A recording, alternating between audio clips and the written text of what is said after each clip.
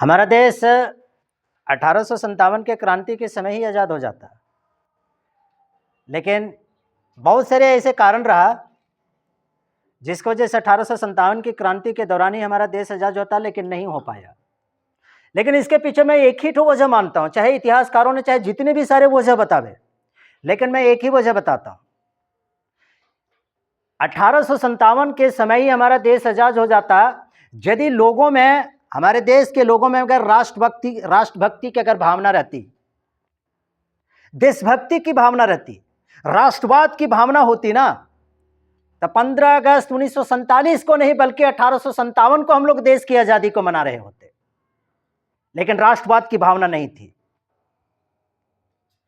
1857 की क्रांति के तो कई सारे कारण रहे हैं, लेकिन उनमें से सबसे प्रमुख कारण जो रहा है ना, सबसे प्रमुख कारण और सबसे हम कह सकते हैं कि तात्कालिक कारण, अन्य जितने भी सारे कारण जो थे वे सभी कारण एक बारूद के ढेर की तरह तो हो गया था। उसमें एक ठो खाली चिनगारी मारना था, चिनगारी, एक ठो तिल्ली, माचिस का तिल्ली एक ठो झोंकना था, जो कि मंगल पांडे ने झोंक दिया।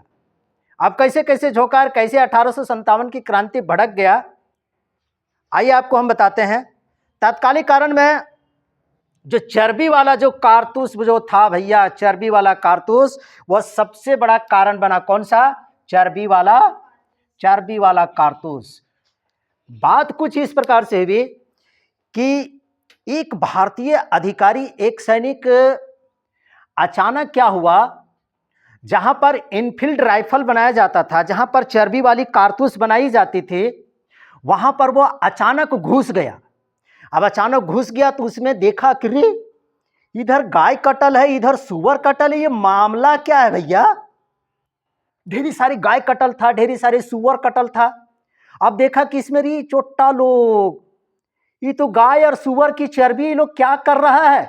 तो उसके पास जो बंदूकवा जो था और गोलियां जो था, उसमें जो पैकेटवा से जो दांतवा से जो काटना पड़ता था, उसको जब निकाल के अपना जेब से निकाल करके देखता है कि रे, ये तो वही चर्बी वाला कारतूस लग रहा है यहां पर, इसीलिए गाय और सुअर की चर्बी को काटा जा रहा है यहां पर। अब वहां से वो निकला और समूचे क्षेत्र में एकदम पूरी तरह से हल्ला मचा दिया कि रे चोटा लोग, हमनी के धर्म गेलो, खत्म हो गलो, धर्म चौपट हो गया। उसमें से कई सारे सब हिंदू सैनिक थे, मुस्लिम सैनिक थे। हिंदू गाय को पवित्र मानता है ना जी, हिंदू गाय को पवित्र मानता है। अगर गाय अगर बीमार पड़ जाती है और खूंटा में बांधर रहता है तो उसको खोल देते हैं लोग, इतना पवित्र मानता है लोग। गाय अगर मर जाता है ना तो उसको दाह संस्कार लोग करते हैं, कई गांव से भीख मांग करके उसका दाह संस्कार क्रियाक्रम करता है लोग, इतना पवित्र मानता है। और सुअर, देखो सुअर से कोई एलर्जी तो नहीं है, लेकिन वो इतना गंदगी में रहता है कि उसका गंदगी से उसके एलर्जी है, लोगों की घृणा हो जाती है ना जी। अब सुअर को मुस्लिम लोग काफी ज्यादा उसको क्या करते हैं, नफरत मानते हैं, समझ रहे जी। सुअर को मुस्लिम लोग काफी ज्यादा नफरत करता है उससे। अब हिंदू लोगों ने जब उसको कारतूस को जब काटा, हिंदू लोग जब कारतूस को जब काटता था, दांत से काटता था, ट्यूब रहता था और उसमें इनफील्ड राइफल में भरना पड़ता था। अब जब भरना पड़ता था, दांत से काट करके भरना पड़ता, तो उसमें गाय और सुअर की चर्बी, तो उसमें गाय की सुअर की चर्बी है, तो हिंदू लोग काटता तो उसका धर्म नष्ट हो गया। मुस्लिम लोग सुअर से काफी ज्यादा नफरत करते हैं, तो वह दांतवा से काट करके भरता था, तो उसका धर्म नष्ट हो गया, सबका धर्म नष्ट हो गया। उसी में एक तो मंगल पांडे, एकदम हट्ठा कट्ठा, लंबा चौड़ा, लाल छरहरा बदन वाला, अरे ये आप देखा ने तब देखा कि चोटा को दिया एकदम दे दनादन दे दिया एकदम पूरी तरह से। एक तो अंग्रेज अधिकारी को, मेजर ह्यूज को गोली दे दिया और मेजर ह्यूज वहीं पर खत्म हो गया। अब उसको गिरफ्तार कर लिया गया। किसको? मंगल पांडे को। मेजर ह्यूज को जब गोली मार दिया, दे धाए धाए करके एकदम दे दिया, उसको मुड़ा दिया। किसके वजह से? कि तुमने ये गलती काहे किया, हमारा तुमने गाय और सुअर की चर्बी मिला करके हमारा धर्म क्यों नष्ट किया, तुमने बताया क्यों नहीं। अब मंगल पांडे को इसमें काफी एकदम ज्यादा रोष आ गया, गुस्सा आ गया, एकदम जनरल मेजर को एकदम दिया, एकदम धून दिया, दे दनादन गोली दे दिया। मंगल पांडे गिरफ्तार हो गया। अब मंगल पांडे जब गिरफ्तार हो गया तो मंगल पांडे को गिरफ्तार करके फिर उसको कोर्ट मार्शल कर दिया गया। अरे बैठो ना जी। मंगल पांडे को कोर्ट मार्शल कर दिया गया और कोर्ट मार्शल के दौरान क्या होता है कि मंगल पांडे को 8 अप्रैल 1857 ईस्वी को फांसी पर एकदम सरेआम सैनिकों के बीच में फांसी पर एकदम उसको लटका दिया। अब ये जो सूचना जो थी पूरे देश में एकदम खास करके मेरठ के क्षेत्र में एकदम आग की तरह एकदम पूरी तरह से फैल गया। तो गाय और सुअर की चर्बी से 1857 की क्रांति हो गई है हमारे देश में, स्वाद रखिएगा, खाने की तो दूर की बात है, उसकी चर्बी से 1857 की क्रांति हो गई। अब यह आग जो एकदम पूरी तरह से जो फैली से एकदम सीधा कहां चला गया, मेरठ की तरफ चला गया, मेरठ की तरफ। अब भारतीय लोग, भारतीय सिपाही लोग अंदर ही अंदर 1857 की क्रांति को प्लान को बना रहा था। जब प्लान को बना रहा था लेकिन अंग्रेजों को भनक लग गया। लेकिन छोटा लोग देखो कि अंग्रेजों ने बड़ी चालाक था, भारतीय सैनिकों को, भारतीय लोगों को दारू पिलाने की भी आदत डलवा करके रखा था, दारू भी पिलाता था ये लोग। अब देखते हो गांव देहात में भी देखना, अगर किसी से सच उगलवाना है तो उसको दारू पिला दो भैया कि एकदम सच उगल देगा वो, है ना, चिर्रंगा फर्रंगा बर्बाद कर देंगे। एकदम पीता है तब एकदम बाइक गियर होकर ले लेता है, एकदम सच सच एकदम बकेगा, दारू पिया देगा। तो किसी भारतीय सैनिक को दारू पिलाया, वो सारा चोटा सब एकदम बक दिया कि 10 मई 1857 को मेरठ से हम आंदोलन करेंगे, सभी सैनिक दिल्ली की तरफ कूच करेंगे, चिर्रंगा फर्रंगा एकदम पूरी तरीके से। ले मजा। अब अंग्रेजों ने सोचा रे चोटा ये लोग तो भारी बवाल करने वाला है, ये लोग तो पूरी भारी बवाल कर देगा भैया। मेरठ से सैनिक को पता चल गया, क्या पता चल गया कि कमल का फूल और चपाती क्या है कि ये 1857 की क्रांति के 10 मई का ये संदेश है। जहां जहां भी जाएगा इसका मतलब उसको संदेश पहुंच जाएगा कि 10 मई को मेरठ से एकदम दिल्ली की तरफ रवाना करना है। दारू पी लिया और उसको बोल दिया, तो अंग्रेजों लोग सोचा कि चोटाई लोग तो भारी बवाल करेगा, एकदम बहुत बड़ा बवाल कर देगा।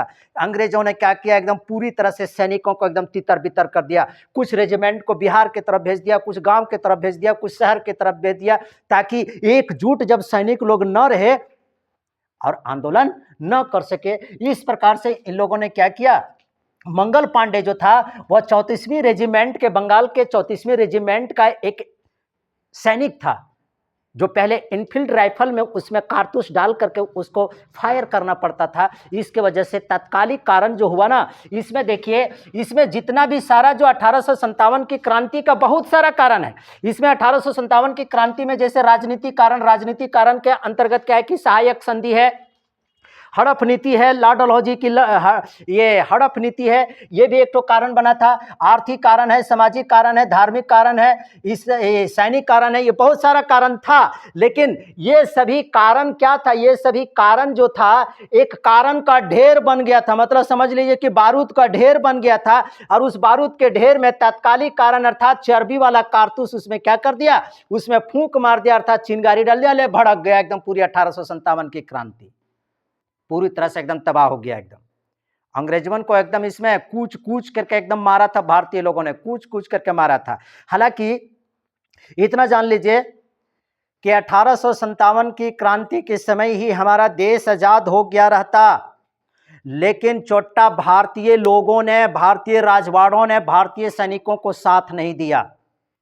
सिंधिया परिवार जो महाराष्ट्र से मराठा परिवार से ही अलग हुआ था, बहुत ताकतवर था, उसके पास दिल्ली में हथियार का एक बहुत बड़ा जखीरा था, बहुत बड़ा गोदाम था एकदम, और उस गोदाम में इतना ज्यादा हथियार था, इतना ज्यादा हथियार था, अगर भारतीय सैनिकों को अगर दे दिया जाता ना तो उससे 2 साल तक लड़ाई लड़ी जा सकती थी, अंग्रेजों से 2 साल तक लड़ाई लड़ी जा सकती थी।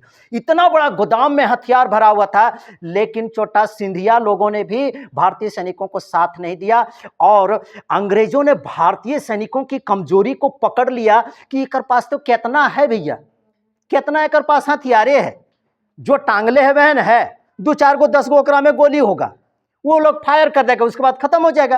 तो अंग्रेजों ने जानबूझ करके 1857 की क्रांति को लंबा खींच दिया, और लंबा खींच देगा, और भारतीय सैनिकों के पास, भारतीय लोगों के पास तो कुछ तो हथियार तो बचा नहीं था, न बम, न फैक्ट्री, न और कुछ, न बंदूक, न गोला, न बारूद, कुछ तो था नहीं। अब लंबे समय तक खींच दिया, और भारतीय सैनिक एकदम पूरी तरह से एकदम कमजोर पड़ गया, और जब कमजोर पड़ गया तब अंग्रेजों ने उसको पूरी तरह से क्या कर दिया, कुचल दिया।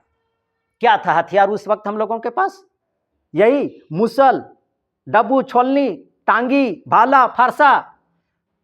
अब जो अंग्रेजमन इधर उधर कहीं 1857 की क्रांति में भाग रहा था अपन जान बचाने के लिए, किसी भारतीय के घर के पास जाता था, कहता था you may help me, yes welcome welcome, आइए, और उसको ले जा करके ले एकदम जो मुसल वगैरह जो होता है ना, उसमें पहले उखरी वगैरह चलता था, वगैरह मुड़िया कोंच के खूब कूच कूच करके मारता था, खूब चिल्लाता था, कोनो गड्ढा में फेंक दिया मार के, कोनो नाला में फेंक दिया मार के, कोनो रोड के किनारे एकदम फेंक दिया मार करके, इस प्रकार से हुआ था। लेकिन अंततः यह आंदोलन लंबे दिनों तक खींचे जाने के कारण भारतीय सैनिकों के पास बहुत ज्यादा कुछ हथियार नहीं था, ना अर्थ था, ना हथियार था, ना सूचना का कोई व्यवस्था थी, जिसकी वजह से आंदोलन को बहुत ही अंग्रेजों ने बर्बरता पूर्वक एकदम पूरी तरह से कुचल दिया था। और इस प्रकार से 1857 की क्रांति हुई थी। हालांकि 1857 की क्रांति असफल हो गया।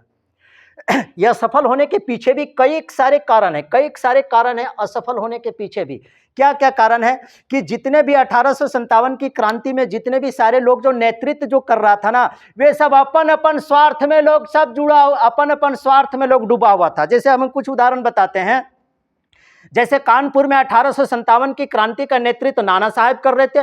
वो बेचारा इसलिए धोती समट लेता, लुंगी उठे लेता अंग्रेजवन पर कि चोटा हमारा बुढ़ाऊ में हमारा पेंशनमा बंद कर दिया है। तू चोटा बंद पेंशन के लिए लड़ रहा था, अब पेंशन के लड़ रहा था, लेकिन उसके अंदर भारतीयता की ज्ञान नहीं था, राष्ट्रवाद का ज्ञान नहीं था, देशभक्ति का विचार मन में नहीं था कि हम देश को स्वतंत्र करने के लिए हम लड़ाई लड़ रहे हैं। अपने अपने स्वार्थ के लिए लोग लड़ रहे थे। नाना साहेब बुढ़ापा में होकर पेंशन बंद कर दिया, तो किस लिए तलवार तान लिया कि हमर पेंशनमा तू चालू कर, हमर पेंशनमा तू काहे बंद कर, ये करे अलगे स्वार्थ है। अब बताओ, अब बिहार में वीर कुंवर सिंह बेचारा वो भी जमींदार था, उसकी जमीनी छीन गई थी, उसकी जमींदारी छीन गई थी, और जमींदारी छीन गई थी तो वो जमींदारी को वापस लेने के लिए, फिर से जमींदार बनने के लिए तलवार उठाया था, अंग्रेजों के विरुद्ध लड़ाई लड़ रहा था। तो वो करे अपन स्वार्थ था, तब अपन अपन सब स्वार्थ में सब एकदम डूबा हुआ था। तो अंग्रेजों से एकजुटता होकर के लड़ाई कब करता है लोग? नहीं करता ना, सब तो अपने अपने स्वार्थ में, सब अपने अपने फायदे में जुड़ा हुआ था। किसी के अंदर भी देश भक्ति, राष्ट्रवाद की भावना नहीं थी। राष्ट्रीयता की भावना से लोग एकजुटता के साथ लोग लड़ाई नहीं कर रहे थे, बल्कि सब के सब अपने अपने स्वार्थ के, निजी स्वार्थ में डूबा हुआ था, जिसके कारण अंग्रेजों ने भी देखा सब तो फूट पड़ा हुआ है, सब तो इधर उधर सब तितर बितर है, इस आंदोलन को कुचल दिया जाए, और अंग्रेजों ने पूरी तरह से इसको बर्बरता से कुचल दिया था। अब झांसी की रानी लक्ष्मीबाई, वो भी खूब लड़ी मर्दानी, वह तो झांसी वाली रानी थी, है ना जी, खूब लड़ी मर्दानी, वह तो झांसी वाली रानी थी, लक्ष्मी की बाई झांसी रानी। वो इसलिए अंग्रेजों के विरुद्ध लड़ाई लड़ रही थी कि हमार बिटवा को राजा नहीं बनाया तुम, हमारा क्षेत्र को तुम हड़प कर लिया, हड़प नीति के तहत हमार बिटवा को राजा नहीं। तो ये कर तो अलगे एक ठो क्या था, एक ठो अलगे इसका स्वार्थ छिपा हुआ था कि हमारी राजवाड़ी छीन गई है, हमारा बेटा को राजा नहीं बना, इसका अलगे स्वार्थ था। तो सब अपने अपने स्वार्थ में पूरी तरह से एकदम डूबा हुआ था, जिसके कारण एकजुटता के साथ और राष्ट्रीयता के साथ लोग लड़ाई नहीं लड़ रहे थे। अंत ये हुआ कि 1857 की क्रांति को पूरी तरह से क्या कर दिया, एकदम पूरी तरह से कुचल दिया था।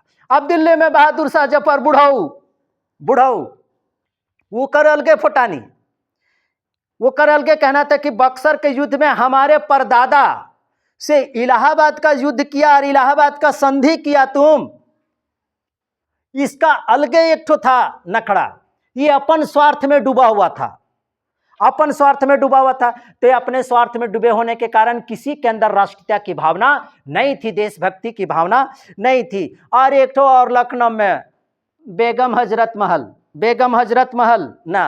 हजरत अली, इसका तो कहना का हमारे वजीद अली साहब बुढ़ापे में गिरफ्तार कर लिया है तुम, मतलब बहादुर शाह जफर को बुढ़ापे में तुम गिरफ्तार कर लिया है, उसको जेल में तुम डाल दिया है, आओ हम तुम्हारे साथ लड़ाई लड़ते हैं, हम तुम्हें एकदम कत्लेआम करते हैं। अब इसकी अपनी वजह थी।